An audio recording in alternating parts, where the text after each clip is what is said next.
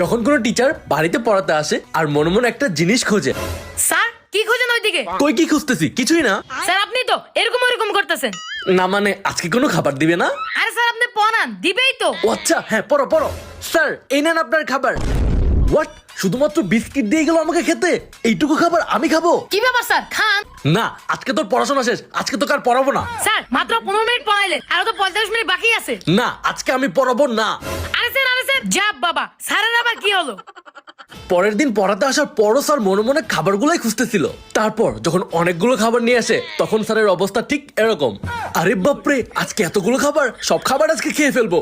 আজকে বিপ্লবকে আনলিমিটেড পড়াবো। স্যার 1 ঘন্টা তো শেষ, এখন আমরা পড়া বাদ দিই। কিসের 1 ঘন্টা শেষ? এখনো 5 মিনিট বাকি আছে, পড়ো। এই 5 মিনিটে সব খাবার তো আর খেতে পারবো না, তাড়াতাড়ি এগুলো পকেটে ঢুকাই। এই তো তোমার 1 ঘন্টা টাইম এখন শেষ, আর আমার খাওয়াও শেষ।